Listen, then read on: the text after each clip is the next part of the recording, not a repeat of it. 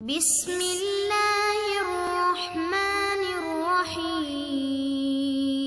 السلام علیکم ورحمۃ اللہ وبرکاتہ۔ امید ہے آپ سب بخیر و عافیت ہوں گے۔ آج ہم سیاہ ستہ کی عظیم المرتبت کتاب سنن ابن ماجہ کے سبق نمبر 27 کو پڑھنے جا رہے ہیں، اور ہمارے آج کے سبق کا عنوان ہے کتاب و اتباع سنت رسول اللہ صلی اللہ علیہ وآلہ وسلم۔ اور اپنے آج کے سبق میں ہم مقدمہ کی حدیث نمبر 11 کے حصے دوم کو پڑھیں گے، اور اپنے آج کے سبق میں ہم حدیث نمبر 11 کی تشریح کو مکمل کریں گے۔ حدیث نمبر 11 کون سی ہے؟ یہ آپ دیکھ رہے ہیں، حدیث نمبر 11 ہے، جس کا پہلا حصہ ہم اپنے گزشتہ سبق میں پڑھ چکے ہیں، اور اس حدیث پاک کی تشریح چل رہی ہے۔ آئیے اپنے آج کے سبق کی تشریح کی جانب بڑھتے ہیں۔ اپنے آج کے سبق میں ہم پہلی بحث یہ پڑھیں گے کہ اس حدیث پاک کا درجہ کیا ہے۔ تو یہاں شارح فرماتے ہیں کہ سیدنا جابر رضی اللہ تعالیٰ عنہ کی حدیث یہ حدیث صحیح ہے۔ تو شارح خود ہی سوال اٹھاتے ہیں کہ یہ حدیث پاک کیسے صحیح ہے، حالانکہ اس کی سند میں تو مجالد ابن سعید ہیں، جنہیں ائمہ جرح و تعدیل ضعیف کہتے ہیں۔ شارح کہتے ہیں کہ اس روایت کے صحیح ہونے کی دو وجہ ہیں۔ پہلی وجہ یہ ہے کہ اگرچہ اکثر محققین نے ان کی تضعیف کی ہے، لیکن یہ متہم بھی نہیں ہے، یعنی متہم بالکذب بھی نہیں ہے اور متروک بھی نہیں ہے، بلکہ ان سے متعلق ابن عدی یہ کہتے ہیں کہ ان کی امام شعبی رحمہ اللہ تعالی سے روایت موجود ہے۔ اسی طرح سیدنا جابر رضی اللہ تعالی عنہ سے ان کی احادیث صحیح طور پہ موجود ہیں، اور یعقوب ابن سفیان ان سے متعلق یہ کہتے ہیں کہ لوگوں نے ان سے متعلق کلام کیا ہے، حالانکہ یہ صدوق ہیں، اور محمد بن المثنی یہ کہتے ہیں کہ ان کی احادیث کو لیا جائے گا ان کے صدق کی وجہ سے۔ امام بخاری بھی ان کو صدوق کہتے ہیں، امام نسائی نے بھی ان کی توثیق کی ہے۔ تو جس راوی کے حالات ایسے ہوں کہ بہت سارے اس کی تائید بھی کر رہے ہوں، تو پھر اگرچہ ایک طرف کے علماء ان کی تضعیف کے قائل ہوں، تو پھر وہ ضعف شدید نہیں ہوتا، یعنی ایسا ضعف نہیں ہوتا جس کی وجہ سے ان کی روایات کو چھوڑ دیا جائے۔ پھر اس روایت کو صحیح کہنے کی دوسری معقول وجہ یہ موجود ہے کہ اس حدیث کے لیے شاہد موجود ہیں، یعنی اور روایات ہیں جو روایات اس حدیث میں بیان کردہ مفہوم کی تائید کرتی ہیں، اور اس میں سب سے پہلے سیدنا عبداللہ بن مسعود رضی اللہ تعالیٰ عنہ کی روایت ہے، جو اس روایت کے مفہوم کے لیے تائید کا سبب ہے، اور دوسری حضرت نواس بن سمعان رضی اللہ تعالیٰ عنہ کی حدیث ہے، وہ بھی اس حدیث کو قوت دے رہی ہے۔ تو سیدنا عبداللہ بن مسعود رضی اللہ تعالیٰ عنہ کی حدیث، اس کو امام احمد بن حنبل رحمہ اللہ تعالیٰ نے اپنی مسند میں نقل کیا ہے۔ وہ کیا ہے کہ رسول اللہ صلی اللہ علیہ وآلہ وسلم نے اپنے دست اقدس سے ایک خط کھینچا اور پھر فرمایا ھذا سبیل اللہ مستقیما، پھر اس کے دائیں اور بائیں خط کھینچے اور ان کے بارے میں فرمایا کہ یہ راستے ہیں، لیکن ان میں سے کوئی بھی راستہ اگر کوئی منتخب کرتا ہے تو وہ راستہ ایسا ہے کہ اس پر شیطان کا تسلط ہے، اور شیطان اسی راستے کی طرف بلاتا ہے، یعنی اللہ کا جو صراط مستقیم ہے، سیدھا راستہ ہے، شیطان اس سے دائیں بائیں کے راستوں پہ چلانے کی کوشش کرتا ہے۔ پھر نبی کریم صلی اللہ علیہ وآلہ وسلم نے یہ آیت مبارکہ تلاوت فرمائی، جس کو ہم پیچھے پڑھ چکے ہیں۔ شارح فرماتے ہیں اسی طرح حاکم نے اس کو روایت کیا ہے اسم کے واسطے سے۔ تو جب اس روایت کے لیے شاہد موجود ہیں تو پھر اس روایت کو صحیح کہا جائے گا، اس کو ضعیف نہیں کہا جائے گا۔ دوسری بحث اس حدیث کی تخریج سے متعلق ہے کہ اس حدیث کو اور کس کس محدث نے نقل کیا ہے، یا ہمارے امام نے اس حدیث پاک کو کہیں اور بھی نقل کیا ہے۔ تو شارح فرماتے ہیں کہ امام ابن ماجہ رحمہ اللہ تعالیٰ نے تو اس حدیث پاک کو صرف یہیں پہ اسی سند کے ساتھ نقل کیا ہے، اور اس حدیث کو امام احمد ابن حنبل نے اپنی مسند میں اس نمبر پہ ذکر کیا ہے۔ تیسری بحث اس حدیث پاک سے حاصل ہونے والا پہلا فائدہ تو اتباع سنت اس کا تذکرہ ہے، اور اس اتباع سنت کو نبی کریم صلی اللہ علیہ وآلہ وسلم نے اس حدیث پاک میں سمجھایا کہ ما جاء بہ من السنت بالخط المستقیم، کہ سنت طریقہ وہی ہوگا جو سیدھے طریقے سے آئے گا، یعنی خط مستقیم پہ درمیان میں اعتدال کے ساتھ چلنے والا وہ سنت کا اتباع کرنے والا ہوگا، اور جو اس راستے سے دائیں بائیں ہو جائے گا، یعنی ایسے خطوط جو صراط مستقیم سے انحراف کر رہے ہیں، مڑے ہوئے ہیں، تو وہ تو بدعت کی طرف لے جانے والے ہیں۔ پھر شارح فرماتے ہیں کہ دیکھیں یہ جو آیت کریمہ یہاں پہ بیان کی گئی، یہ آیت کریمہ لوگوں پر اس بات کو لازم کرتی ہے کہ ہر مومن صراط مستقیم کا اتباع کرے اور شیطان کے راستوں کی پیروی کو اپنے اوپر حرام سمجھے، کہ اللہ تعالیٰ کا یہ فرمان ان ھذا صراطی مستقیما فاتبعوہ، تو یہ امر اس طرف لے کے جا رہا ہے کہ اس صراط مستقیم پر چلنا ہی ضروری ہے۔ تو اس آیت مبارکہ سے یہ معلوم ہوا کہ لوگوں پر صراط مستقیم کی اتباع اس پر چلنا لازم ہے، اور شیطانی راستوں کی اتباع لوگوں پر حرام قرار دی گئی ہے، چونکہ اللہ خود فرما رہے ہیں فَاتَّبِعُوهُ وَلَا تَتَّبِعُوا السُّبُلَ فَتَفَرَّقَ بِكُمْ عَنْ سَبِيلِهِ، اس لیے کہ انسان جب ان دو راستوں میں سے کسی ایک پر چلتا ہے، اور ظاہر ہے ایک وقت میں انسان ان دو میں سے کسی ایک راستے کا ہی انتخاب کر سکتا ہے، ایک ہی وقت میں دو راستوں کی اتباع ناممکن ہے، تو اب جب ایک راستے پہ چل رہا ہے تو ان یکون بعیدا عن الآخر کل البعد، دوسرے سے تو لا محالہ وہ ہٹا ہوا ہوگا۔ بھی ظاہر ہے ایک آدمی جب وہ لاہور کے راستے پر گامزن ہے تو اب وہ کراچی والے راستے پر نہیں ہے، اور ایک بندہ کراچی والے راستے پہ سفر کر رہا ہے تو وہ لاہور والے راستے پہ نہیں ہے، یعنی ایک ہی وقت میں ایسا ممکن نہیں ہے کہ بندہ صراط مستقیم پر بھی چل رہا ہو اور سبل الشیطان بھی اس کے سامنے ہو، یعنی ایک ہی وقت میں وہ شیطانی راستے پر بھی چل رہا ہو اور رحمان کا پیروکار بھی ہو، اس لیے کہ آنے واحد میں ایک شخص ہدایت اور ضلالت دونوں پہ نہیں ہو سکتا۔ جب وہ کسی ایک راستے کی اتباع کرے گا اور لا محالہ انسان ایک ہی راستے پر چل سکتا ہے، تو پھر وہ دوسرے راستے سے پوری طرح دور ہوگا، یعنی یا صراط مستقیم پہ ہوگا یا صراط مستقیم سے ہٹ کر جو دوسرے راستے ہیں ان پہ چل رہا ہوگا۔ اس حدیث پاک سے اگلا فائدہ یہ حاصل ہوتا ہے کہ اس حدیث پاک میں انسان کو خواہشات نفسانی، بدعات اور خرافات ان کی اتباع سے سختی کے ساتھ روکا گیا ہے، ان کی پیروی کو انسان پر حرام قرار دیا گیا ہے، اس لیے کہ یہ خواہشات نفسانی، بدعات، خرافات یہی تو وہ راستے ہیں جن سے اللہ تعالیٰ نے انسان کو منع کیا اپنے اس فرمان میں وَلَا تَتَّبِعُوا السُّبُلَ۔ اگلا فائدہ اس حدیث پاک سے حاصل ہوتا ہے کہ مثال دے کر بات سمجھانا یہ بھی مشروع ہے، شرعاً صرف اس کی اجازت نہیں بلکہ ترغیب دی گئی ہے کہ جائز چیزوں کی مثالیں بیان کی جائیں۔ کیوں؟ اس لیے کہ مثال کا بیان کرنا اس بات کو ذہن میں اتارنے والا ہے، اس بات کو سمجھنے کے زیادہ قریب کرنے والا ہے۔ اگلا فائدہ کہ نبی کریم صلی اللہ علیہ وآلہ وسلم نے اس آیت کریمہ کا معنی بیان کیا اللہ تعالیٰ کے فرمان پر عمل کرتے ہوئے۔ کیوں؟ اس لیے کہ اللہ تعالیٰ نے نبی کریم صلی اللہ علیہ وآلہ وسلم کو مبعوث فرمایا تھا تاکہ وہ قرآن مجید کو لوگوں کے سامنے واضح کریں، قرآن مجید کی تعلیمات لوگوں کو سمجھائیں۔ وَأَنزَلْنَا إِلَيْكَ الذِّكْرَ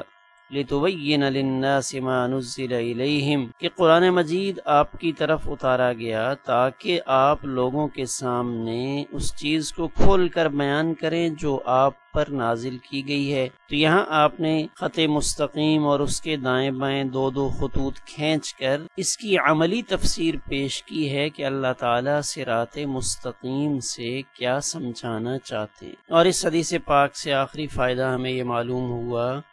کہ دین اسلام ہی طریق مستقیم ہے، ایسا سیدھا راستہ ہے جو جنت تک پہنچانے والا ہے۔ اس کے علاوہ جتنے بھی راستے ہیں وہ ٹیڑھے راستے ہیں، وہ اپنے چلنے والے کو جہنم میں گرائیں گے۔ آگے شارح فرماتے ہیں کہ یہ باتیں تو ہماری سمجھ میں آئی ہیں، حقیقت اور اصل صورتحال اور ان الفاظ کے حقیقی معنی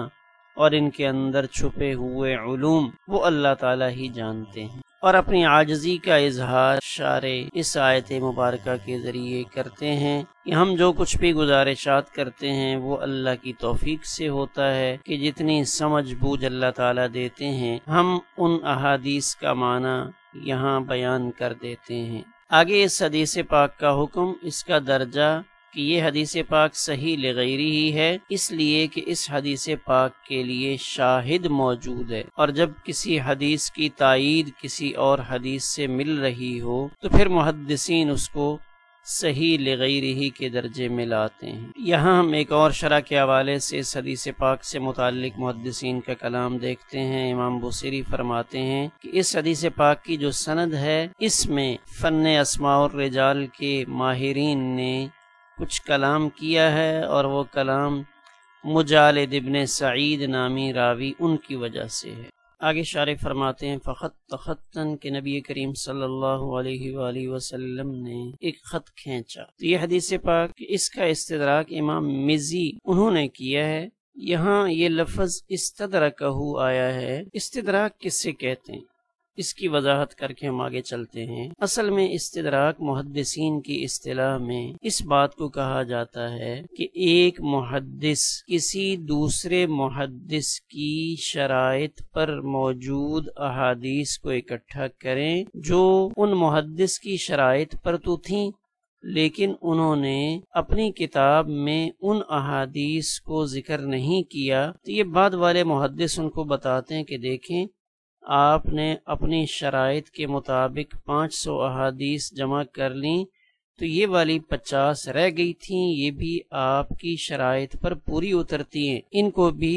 آپ نے اپنی کتاب میں ذکر کرنا تھا، تو اس کو استدراک کہتے ہیں۔ تو یہاں امام مزی نے اطراف میں اس حدیث پاک کو ذکر کیا ہے، کون سی؟ ابو القاسم ابن عساکر، گویا کہ یہ حدیث پاک ابو القاسم ابن عساکر ان کی شرائط پر پوری اترتی تھی، لیکن انہوں نے اپنی کتاب میں اس کو ذکر نہیں کیا، تو اس کے لیے جو اطراف علامہ مزی انہوں نے تحریر کی اس میں انہوں نے اس حدیث پاک کو بھی ذکر فرمایا۔ آگے شارح فرماتے ہیں ثم وضع یدہ کہ نبی کریم صلی اللہ علیہ وآلہ وسلم نے اپنا مبارک ہاتھ اس پر رکھا، اور بظاہر ایسا معلوم ہوتا ہے کہ یہ جو آپ نے اپنا دست اقدس رکھا ہے یہ درمیان والے خط پر رکھا ہے۔ اب یہ جو بقیہ 4 خط اس سیدھے خط کے دائیں بائیں آپ نے کھینچے، ان کے بارے میں یہ احتمال ہے کہ وہ چاروں خط اس خط مستقیم کے متوازی ہوں، اس کے سامنے دائیں بائیں چل رہے ہوں، اور یہ بھی احتمال ہے کہ وہ خط اس سے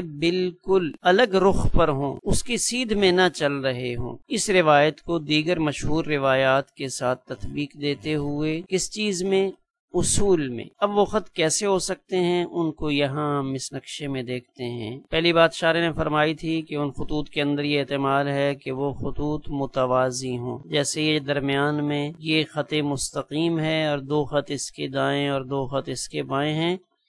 اور یہ دونوں خط متوازی چل رہے ہیں، تو یہ احتمال بھی ہے کہ یہ جو دائیں بائیں صراط مستقیم سے چل رہے ہیں شاید اللہ کے پیارے پیغمبر حضرت محمد الرسول اللہ صلی اللہ علیہ وآلہ وسلم نے اس طرح سے وہ خط کھینچے ہوں، اور دوسرا احتمال یہ ہے کہ یہ صراط مستقیم ہے اور یہ خط مقاطعہ کی شکل میں ہوں، یعنی بالکل الٹے رخ پر ہوں، کہ آپ نے تو اس راستے پہ چلنے کا حکم دیا ہو اور بندہ اس کو چھوڑ کر بالکل اس کے مخالف سمت میں چل پڑے کہ 2 خطوط دائیں طرف اور 2 خطوط بائیں طرف، تو یہ دونوں احتمال اس کے اندر ہو سکتے ہیں کہ یہ خطوط جو آپ نے کھینچے تھے یہ متوازی تھے یا مقاطعہ کی شکل میں تھے۔ امام سندھی فرماتے ہیں کہ نبی کریم صلی اللہ علیہ وآلہ وسلم کا فرمان ھذا سبیل اللہ، کہ یہ اللہ کا راستہ ہے، یعنی یہ اس راستے کی مثل ہے جو راستہ اللہ کی طرف پہنچانے والا ہے، اور اس راستے پر چلنے والا وہ اللہ تک پہنچنے کے قریب ہے۔ اب سبیل اللہ سے مراد ہے کیا؟ دین کی صحیح تعلیمات کو اپنانا اور صراط مستقیم پر چلتے رہنا۔ گویا کہ سبیل سے مراد یہی صراط مستقیم ہے جس کا تذکرہ اہدنا الصراط المستقیم سورۃ فاتحہ میں بھی موجود ہے۔ اور شارح فرماتے ہیں کہ دیکھیں، جب نبی کریم صلی اللہ علیہ وآلہ وسلم نے قرآن مجید کی آیت بھی ساتھ پڑھ دی تو آیت پڑھ کر آپ نے بتا دیا کہ جو بقیہ خطوط ہیں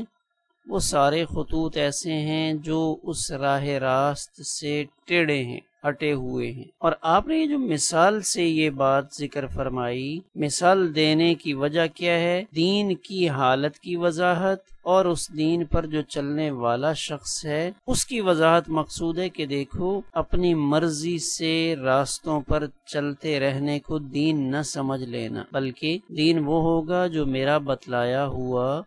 راستہ ہوگا۔ اس طرف اللہ کے پیارے پیغمبر حضرت محمد الرسول اللہ صلی اللہ علیہ وآلہ وسلم نے توجہ دلائی اور یہ فرمایا کہ مناسب نہیں ہے کہ اس راستے سے تھوڑا سا بھی ہٹا جائے، اس لیے کہ اس راستے سے ادنا میل، تھوڑا سا دائیں بائیں جھکاؤ، یہ انسان کو گمراہی میں ڈال دے گا۔ مصباح الزجاجہ فی زوائد ابن ماجہ میں یہاں یہ بات شارح نے ذکر فرمائی ہے، ھذا اسناد فیہ مقال من اجل مجالد ابن سعید۔ اس حدیث پاک کی سند میں مجالد ابن سعید کی وجہ سے محدثین نے کلام کیا ہے۔ آگے اس میں محشی نے اس بات کی وضاحت فرمائی کہ دیکھیں، اس حدیث پاک کے لیے شاہد موجود ہیں۔ اس حدیث پاک میں مجالد ضعیف تو ہیں، لیکن اس حدیث پاک کے لیے چونکہ شاہد موجود ہیں تو اس شاہد کے آ جانے کی وجہ سے اس کا جو ضعف ہے اس کی تلافی ہو جاتی ہے۔ اور وہ کہاں پہ ہے، وہ شاہد کہاں موجود ہے، اس کی طرف محشی وہ اشارہ کرتے ہیں کہ سنن دارمی، اس میں امام دارمی رحمہ اللہ تعالی نے سیدنا عبداللہ بن مسعود رضی اللہ تعالی عنہ کی یہ روایت نقل فرمائی کہ اس روایت میں بھی اسی سے ملتے جلتے الفاظ موجود ہیں کہ نبی کریم صلی اللہ علیہ وآلہ وسلم نے ایک دن ہمارے لیے خط کھینچا اور پھر خط کھینچنے کے بعد فرمایا ھذا سبیل اللہ، پھر اس خط کے دائیں اور بائیں آپ نے خطوط کھینچے اور پھر فرمایا کہ یہ وہ راستے ہیں، ان میں سے ہر ایک راستہ ایسا ہے کہ اس کی طرف شیطان بلاتا ہے، اور پھر آپ نے اسی آیت مبارکہ کی تلاوت فرمائی۔ اب ہم اس حدیث پاک کے اہم نکات پر ایک نظر ڈالتے ہیں۔ اس حدیث پاک سے پہلا نقطہ ہمیں یہ سمجھ میں آتا ہے کہ بات سمجھانے میں مثال دینا یہ اعلیٰ درجہ ہے کہ جب آپ اپنی بات سمجھانے کے لیے ساتھ کوئی مثال شامل کرتے ہیں تو وہ بات زیادہ اچھے انداز میں اگلے کو سمجھ میں آتی ہے۔ دوسرا نقطہ، عمل کر کے دکھلانا زیادہ اولا ہے، یعنی ایک کام آپ دوسرے کو سمجھا رہے ہیں کہ اس کو اس طرح کرنا ہے، اس کا نقشہ اس طرح بنے گا، اور ایک صورت یہ ہے کہ آپ عملی طور پہ اس کو کر کے دکھائیں کہ آپ نے اس طرح اس کام کو کرنا ہے تو یہ کام بخوبی ہو جائے۔ تیسرا اہم نقطہ اس سے معلوم ہوتا ہے کہ اپنی بات کو قرآن مجید سے مؤید کرنا اس بات کی قوت کو ثابت کرتا ہے کہ دیکھیں، جو بات میں آپ کے سامنے ذکر کر رہا ہوں قرآن مجید بھی میری اس بات کی تائید کرتا ہے۔ یعنی قرآن مجید میں اللہ تعالیٰ نے یہ بات ارشاد فرمائی ہے، تو گویا کہ قرآن مجید کی آیت پیش کر کے اپنی بات کو مزید قوت دی جاتی ہے۔ فوائد حدیث مبارک، پہلا فائدہ کہ صراط مستقیم ایک ہی ہے، زیادہ نہیں ہو سکتے۔ دوسرا، صراط مستقیم کو چھوڑ دینا خطرے کی گھنٹی ہے۔ تیسرا فائدہ، اپنی بات مثالوں سے سمجھانا کمزور استعداد والے کو بھی فائدہ دیتا ہے۔ چوتھا فائدہ، اپنی بات کی تائید میں نص قرآنی کو پیش کرنا نبی کریم صلی اللہ علیہ وآلہ وسلم کی تعلیم کا روشن پہلو ہے۔ اب نبی کریم صلی اللہ علیہ وآلہ وسلم نے بہت سارے مقامات پر مثالیں دے دے کر باتیں سمجھائی ہیں، تو یہ کتاب اسی عنوان پر ہے، کتاب امثال الحدیث، کہ نبی کریم صلی اللہ علیہ وآلہ وسلم نے احادیث میں کہاں کہاں مثالیں دی ہیں۔ تو یہ کتاب ایک بہترین مجموعہ ہے، آپ اس کتاب میں ان مثالوں کو دیکھ سکتے ہیں جو نبی کریم صلی اللہ علیہ وآلہ وسلم نے مختلف مواقع پہ اپنی بات سمجھانے کے لیے ارشاد فرمائی۔ اپنے آج کے سبق سے متعلق تمرینی سوالات دیکھتے ہیں۔ پہلا سوال یہ ہے کہ صراط مستقیم کسے کہتے؟ دوسرا سوال، حق کو سمجھانے کے لیے ایک خط اور باطل کے سمجھانے کے لیے زیادہ خطوط کیوں کھینچے؟ تیسرا سوال، کیا آپ صلی اللہ علیہ وآلہ وسلم نے مثالیں دے کر کہیں اور بھی باتیں سمجھائی ہیں؟ ایک مثال اس کے علاوہ اور ذکر کریں۔ اپنے آج کے سبق میں ہم نے کیا پڑھا اس کے خلاصے پر ایک نظر ڈال لیتے ہیں۔ ہم نے اس 11ویں حدیث پاک میں ان 5 عنوانات کی تفصیل کو پڑھا۔ ہمارا آج کا سبق الحمدللہ اسی پر مکمل ہوا۔